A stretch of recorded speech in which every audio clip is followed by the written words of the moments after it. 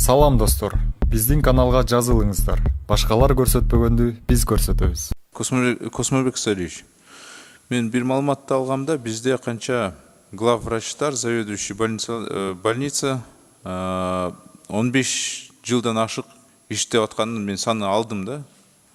Чындыгында аны дагы бир эме эрежелерге салыш керек да. Конкурс болобу, ошого өтүш керекпиз да. Кээ главврачтар 20 жылдан ашык иштешет экен.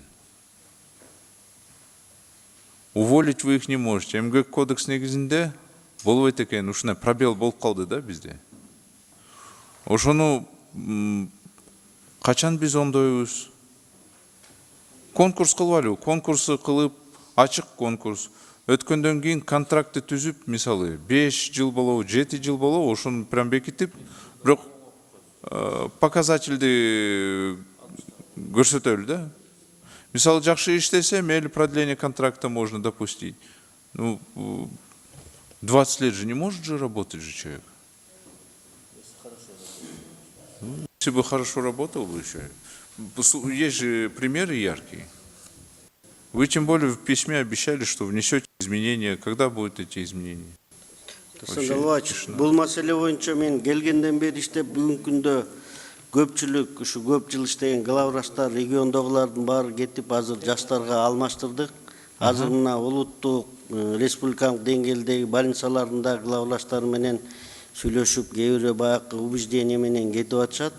Андан тышкары биз деген жана оценка руководителей деген механизмди киргизип, биздин жарым руководителдер даже бессрочныйга өтүп алып, 20 жылдан саламат сактоо министрлигине жолду унутуп коюшкан. Мына ошону менен азыр биз правовой полега алып келип, жакшыларын 1 жылга, жакшы иштегендерин 3 жыл, 5 жылга, жаман иштегендерин 1 жыл кылып туруп, анан мындай договорду түзүп атат. Ошол өзгөртүүлөрдү качан алып келесиз? Уже жазалып атат ал. МГК кодекске өзгөртүүлөрдү азыр биздин жумушчу топ иштеп, жанакы ошо руководителдердин ротациясын 5 жылдык иште структурага да подразделение, анан предельный возрасттар менен жазап, мына ушу жакын арада киргизебиз.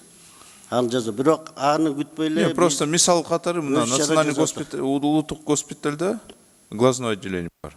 Ошол жерде бир аял 19 жылдан ашык уже 20 жыл иштеп атат даже. Коррупция менен каралды, а бирок аны коррупция эмес деп, акасы жөн эле саткан турбайбы деп, дарын эмес, хрусталикти саткан турбайбы деп ошол менен просто кутулуп кетти да. АКСте дагы ойноп атышат да тиякта. Керек болсо коррупция болуп калат, керек болсо жөн эле сатып аткан деп ушундай айтышат да. Билесиз аны? Аны билем, эми сот тарабынан, жогорку соттон утуп келгенден эчтеке кыла албайсыңар. Эчтеке кыла албайсыңар. Ошон үчүн мыйзам менен баралык дедик. Сот менен кетирбейсиңар. Экинчи суроо мага бир көз азиз аял келгенде мындай айтып атат. Мен мисалы больницага жатканда мага сопровождающий керек дейт. Бирок ошол менен жата албайт экен, мага уруксатты бербейт дейт. Тамактануу, даже туалетке баруу ким менен барам дейт да. Ушул маселени кандай чечсе болот? Мүмкүн может приказ менен бекитип, буларга уруксатты бербейсиңерби? Негизи бизде биринчи группадагы майып болсо, ошо уруксат бербейсиңерби? Комиссия менен ал жерде жеринен чечилет. Комиссия түзгөнчө комиссия. Жок, ошол жерде комиссия барат, исключительный случаях деп уруксат берет. Вот говорите, исключительный случай болбой калат да, может вы приказом это утвердите, сразу критерии определить. Зачем комиссию-то еще раз создавать, понимаете? Там же не всегда так бывает. Дастан Далабаевич, мындай дейм, бул акча. Анан эртең счетный палата деген керек. Даже бизде палатаны төлөй албаган кишилер келгенде ошол жерде комиссионно отуруп алып туруп, хорошо, анда мыйзам жазайлы анда. Буга бекер палатасы төлөбөсүн деп жазатат.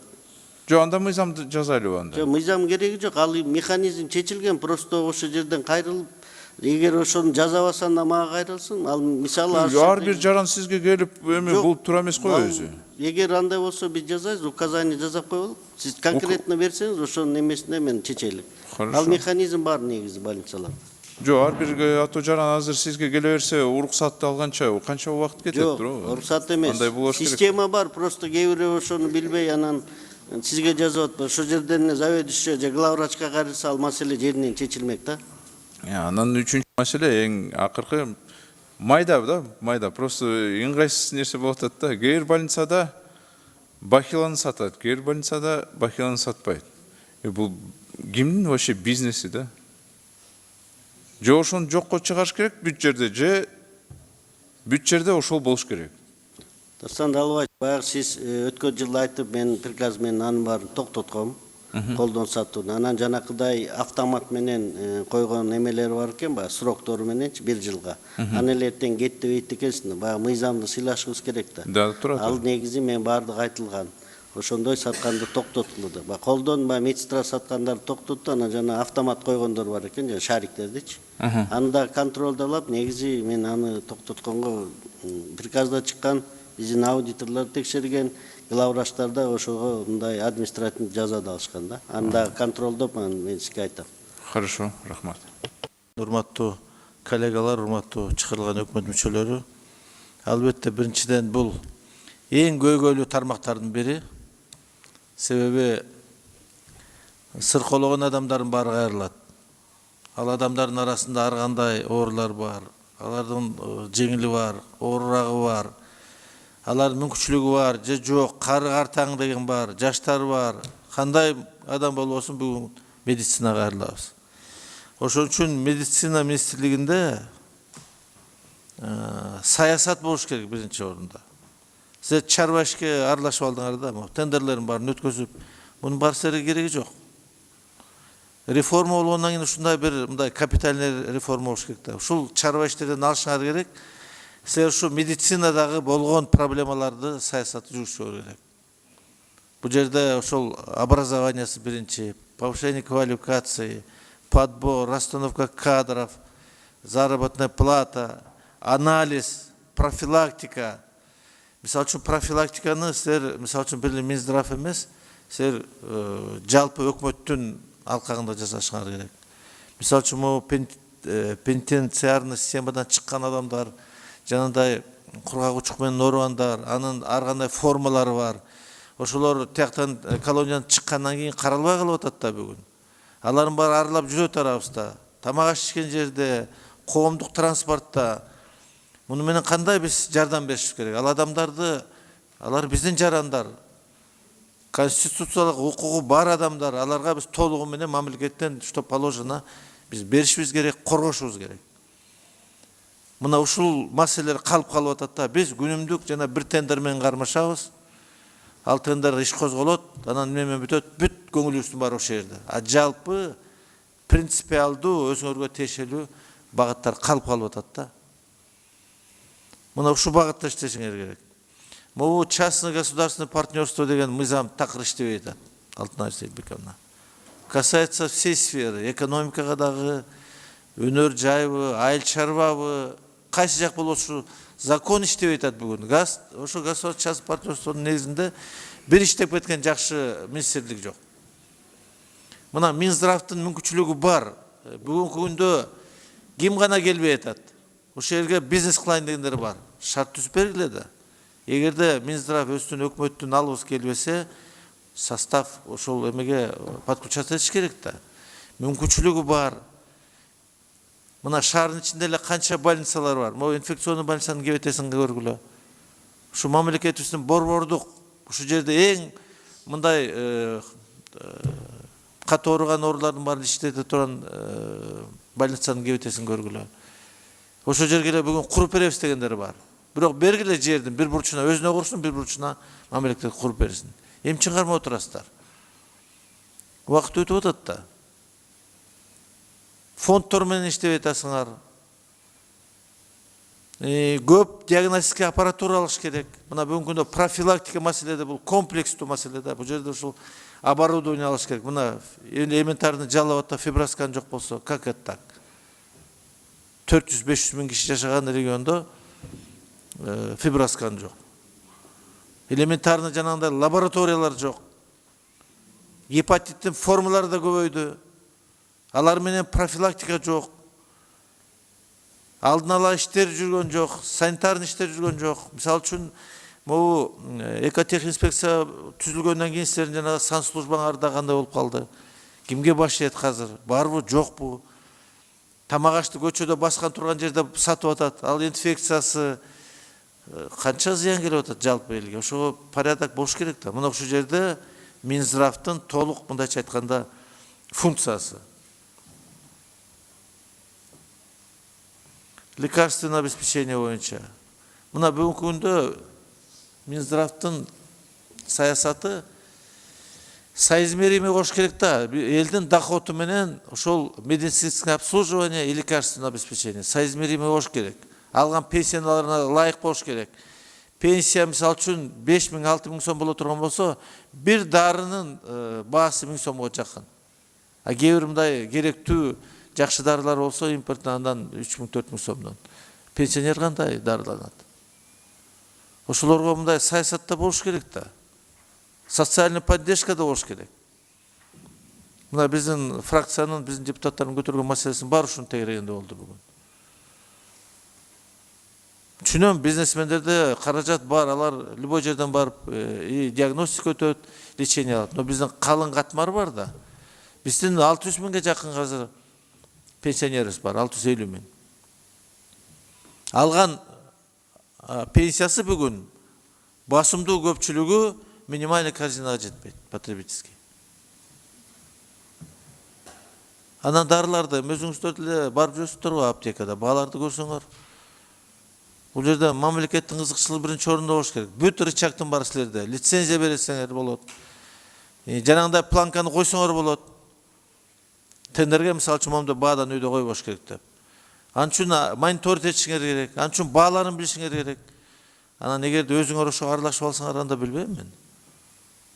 Бул эң мындай бир больной министерствода. Мындай талоо да, талоо. Ушундай маселе бул силердин функциялар. Алтынай Сейитбековна. Образование система, медицинадагы тоже кадровый. Региондордо бүгүнкү күндө канча процент уже пенсия за пенсионный возраст? Алардын ордуна ким келет? Иштеп атыпсыңар, конечно, жанагы единично, но бул саясат болуш керек. Алыска районго барып келеби, анан келгенде бир какой-то бир преимущество алыш керек алар. 5 жыл иштеп келеби. Анан министрлик алмашкан сайын силерде управлениянын бар будуңчаң алмаштырасыңар, уборщицага чейин. Кийинки министр келет, кайта алмаштырасыңар. Анан кийин тиги менен иштеген деп аны алмаштырасыңар. Мен ойлойм, министерство здравоохранения консервативный система болуш керек. Бул жерде жанагындай автоунаалардын шаймандарын алмаштырып, ремонт кылып ошибка алсаң эчтеке болбойт. А бул жерде ар бир туура эмес диагнозуңар, же болбосо лечениеңар адамдын өмүрү менен байланыштуу да. Саламаттыгы менен байланыштуу. Мына ушул маселеге көңүл бөлүшүңөр керек. Өкмөттүн көңүлүн дагы ушул маселеге буруп алдып, бүгүн ушул күн тартипке чыгарганыбыз себеби ушундай.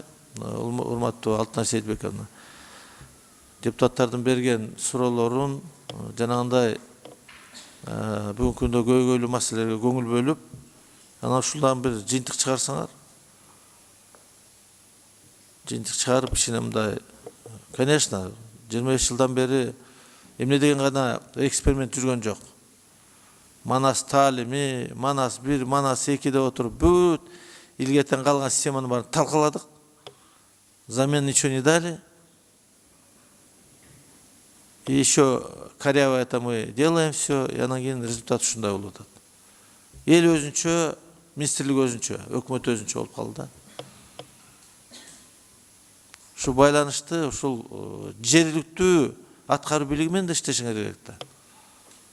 Алар да кызыктары болуш керек. Ошол жердеги акимден баштап, айыл өкмөттөн баштап, областагы жетекчилер аткаруу бийлигиндеги баары тең кызыктары болуш керек ушул маселеге. Ошол жердеги толугу менен ошол аймактагы жетекчи жооп бериш керек. Бүт маселе боюнча налогтон баштап, ошол билим и саламаттык сактоо системасына чейин.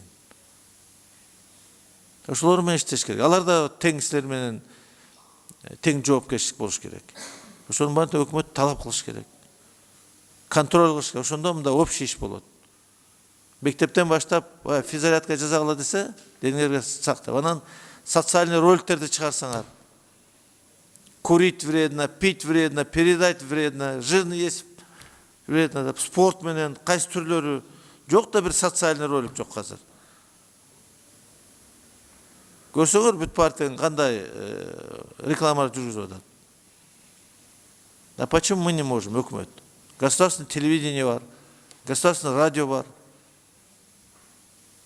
Шундай бир мындай комплекстүү иш алып барат го деп ишенебиз сиздерге.